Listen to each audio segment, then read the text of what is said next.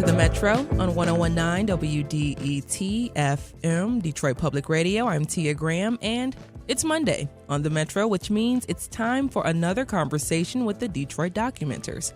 The Detroit Documenters play a crucial role in improving our access to public information. They're at all the city's public meetings, taking thorough notes on what local officials and community members are saying. That brings us to some issues in Highland Park that came up during a recent government meeting. Highland Park is in the early stages of replacing its 115-year-old water system. Let's say that again, 115-year-old water system. Residents faced 2 water boil advisories in the last month. Water has been an ongoing problem for the city, but residents are hopeful system updates can lead to a more reliable system and cheaper water bills. Metro producer Jack Philbrandt talked to Documenters coordinator Noah Kincaid and Michigan Public Data reporter Adam Reyes to learn more about Highland Park's system updates and water history. Along with WDET, Michigan Public is one of Detroit's Documenters media partners. Noah, what's going on in Highland Park? Residents were under a boil water advisory from March 29th to April 7th. It was actually the second one in the last month. The first one was only like 3 days. It happened at the beginning of March. And this last one ran for about 10 days. The reason for the advisory is because residents were experiencing low water pressure. And this is a result of a couple different projects that are going on simultaneously.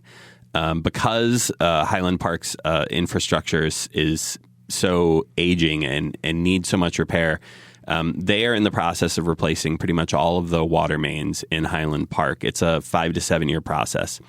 So they've started doing that. And at the same time, they are installing new master water meters to measure the flow of fresh water into Highland Park that's being provided by GLEWA, the Great Lakes Water Authority.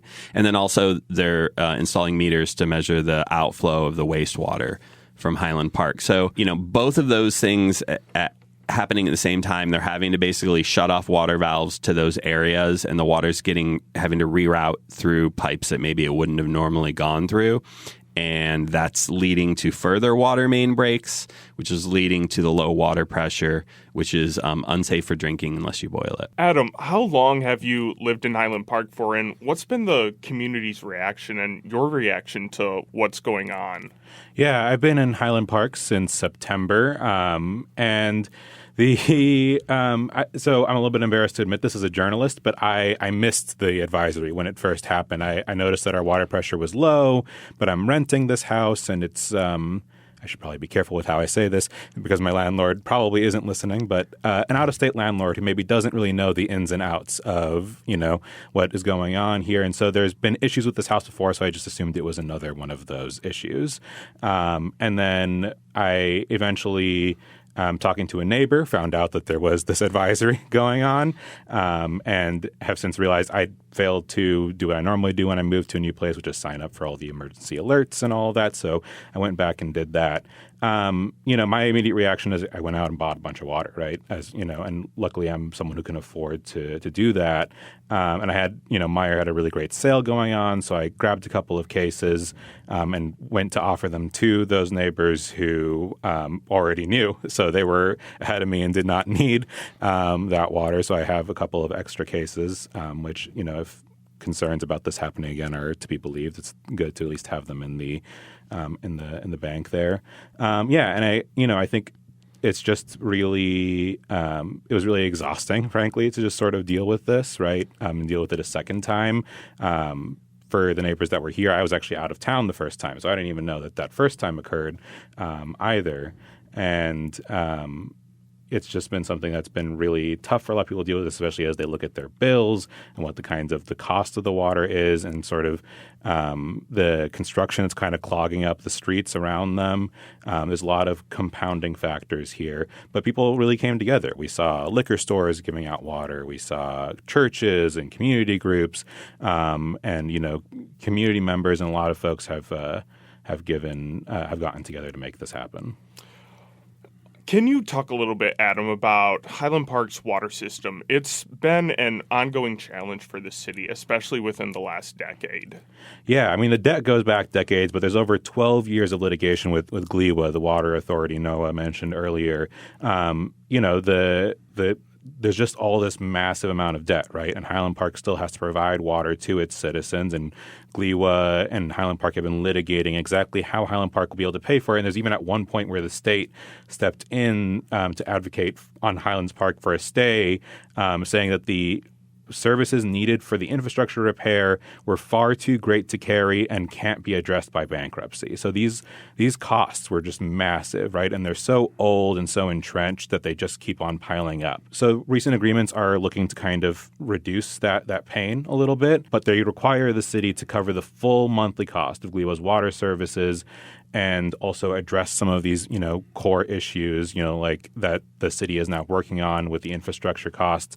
And so they had to raise rates to do so. And so the city, is saying that updating these costs will hopefully help them, or updating this infrastructure will hopefully help them reduce these costs in the future. But right now, there's quite a cost to bear.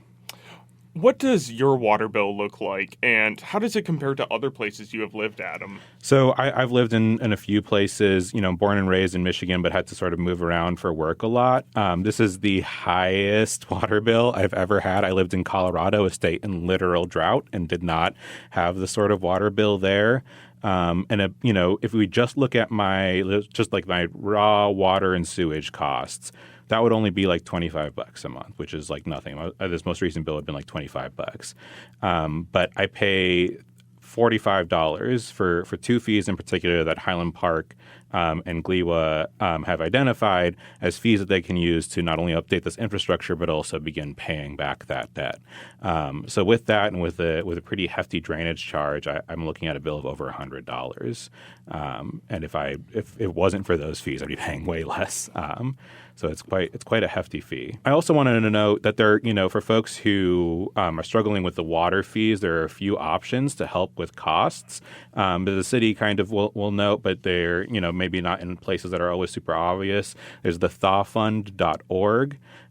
Or the Wayne Metro Water Affordability Program, or the DetroitWaterProject.org. These are places that folks who need help with these pretty hefty bills can go to.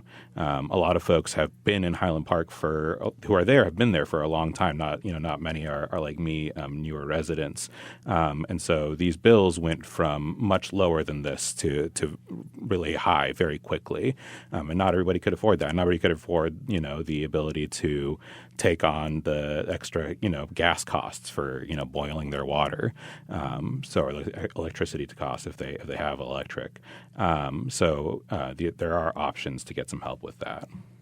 You're listening to The Metro, and we're talking with Detroit Documenters Coordinator Noah Kincaid and Michigan Public Data Reporter and Highland Park resident Adam Reyes. Michigan Public is one of Detroit Documenters' many media partners. Noah, could there be more boil water advisories in the future? Yeah, absolutely. So in a letter to residents, the water department director in Highland Park, Damon Garrett, he wrote a letter. It's on their website. You can find it. That basically says, expect more of the same due to the age of the system and just the unpredictable nature of an old, broken down water system. I do want to say, a shout out to Ethan Baculi over at Planet Detroit, because he wrote a great article about this last week. And he got Garrett on the record as saying, basically when he said, yes, expect more of the same, he didn't mean for the next 5 to 7 years while they're replacing all these water mains. It sounds like this is something that we're going to be most likely to experience while they're doing that and putting in the new master water meters. That's supposed to wrap up near the end of the summer. So hopefully that's the time frame we're looking at where more of these could possibly happen. At the April 7th Highland Park City Council meeting, Water Department Director Damon Garrett spoke about the unpredictability of the water system. It's not all common sense is what you see. Some of it is happening below the ground. And so when you have older pipes and the diameter has been compromised because it's 100 years old, it's supposed to be 8 and it's now 6 and 4 because you have tuberculosis in the main, you would probably need to replace that. And you got to also look at fire flow. So it's not It's not necessarily a geographic thing. It's engineering. You just answered my question. Noah, he said tuberculosis in the clip, but I think he meant tuberculation. Yeah, it did sound like he said that. There's definitely not tuberculosis in the water, thank God. No, tuberculation. What he's talking about is it's the situation that happens with old iron pipes that didn't have a lining on the inside, and iron oxide deposits build up inside them, and it can be so significant that what he's talking about here is when they're planning how they're going to reroute water when they shut off sections to do the work, they can look at it on a map and say, okay, well, this 8-inch pipe should be able to handle this flow of water. But what they may not know is that inside there is 2 inches of deposit. And so when they divert all this water there could be more pressure than they expected. It could cause that to burst. And that's just this unpredictable nature. He talked about, a lot of this is happening under the ground and they just don't know until they do it. Adam, as a resident, what is the best way to keep up with what's going on in Highland Park? So, I thought it would be the emergency or like the city's like text alert system. I signed up for that. I found out actually that a boil advisory went off, though, from the Facebook page, not the advisory system. So it seems like maybe the city's Facebook page may be the best place to stay up to date on a lot of these things. But definitely sign up for the city's text and email alerts as well. I don't know if I would have known about it sooner had I signed up for those. And then also just local media did a really great job of covering this. All the local TV and radio and stations really kept on top of this. So just keep an eye on that stuff. But it seems like the city's Facebook was the place where the first piece of information came. Noah, could these improvements possibly bring down water bills for Highland Park residents?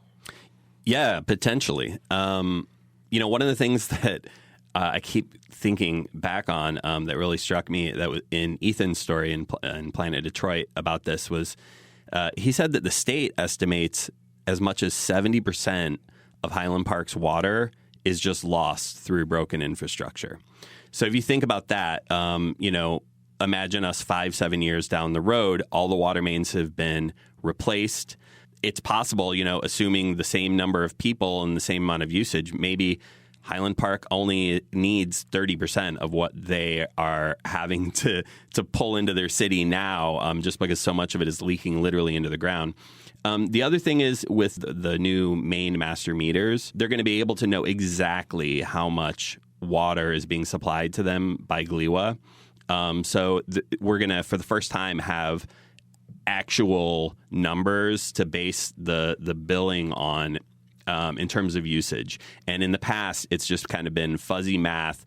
GLEWA said it was one thing. Highland Park disputed that. And that was kind of the root of more than a decade of dispute between those two entities.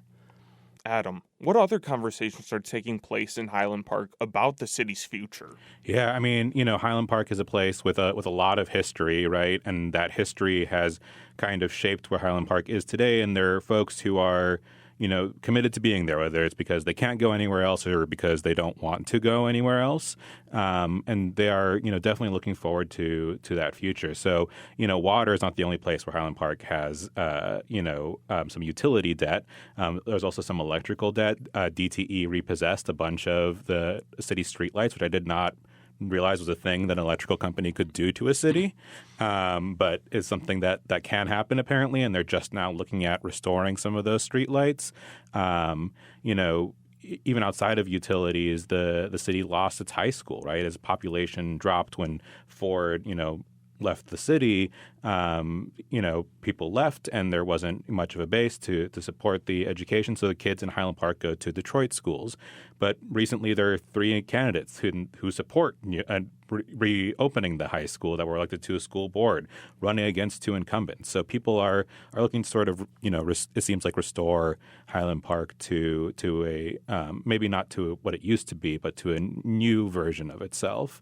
And I mean, it's, even like parking is a big deal. Like I know from editing the documenter's notes that when they're talking about whether to sell lots, they're talking about whether the city should sell them because it might lose a chance to get revenue off of parking from those lots, right? And so it's there's a lot of potential paths for Highland Park's future, and I think people are working very hard to pursue those. One of the things that I love about Highland Park is the community and the love people have for their fellow Highland Park residents. Yeah. I'm curious, Adam, what have you gained from knowing your neighbors and having a strong connection to the community? Yeah, this is the first place I've ever lived where, we moved in and people just not just, our immediate neighbors. I've never had my immediate, next door neighbors come and greet me and, introduce themselves when I moved into a place. But people down the street came and were like, oh, we'll watch your back. Oh, they saw we had dogs and they're like, oh, if you ever need someone to dog sit, I have you. All of these sorts of things. And it was a really great feeling. I think, I've never had that experience. The house that I'm in right now has sat vacant for a few years. And so people were just really excited to see somebody moving in. And they were actually quite disappointed that I was just a renter. They were hoping that it was something more permanent than that. And I wish I could afford for it to be more permanent than that. But it is something that has been really special. I've never really lived in a community where it's been so obvious that people love it and want more people to be there. I can't speak for the entire city, but that's definitely, at least from my block, what I've gotten sort of the sense of. And there are people who are striving every day to keep businesses open, to continue to provide those services to the community. There's conversations I know Solidarity is an activist group based in Highland Park that's very active in statewide conversations about community solar and kind of trying to find ways to help Highland Park sustain itself into the future. This was a city that was very reliant on one company, and when that company left, it took a lot of that, with it. And I think people are now looking for ways to make Highland Park its own. That was Metro producer Jack Philbrandt speaking with Documenters coordinator Noah Kincaid and Michigan Public Data reporter Adam Reyes on Highland Park water system updates.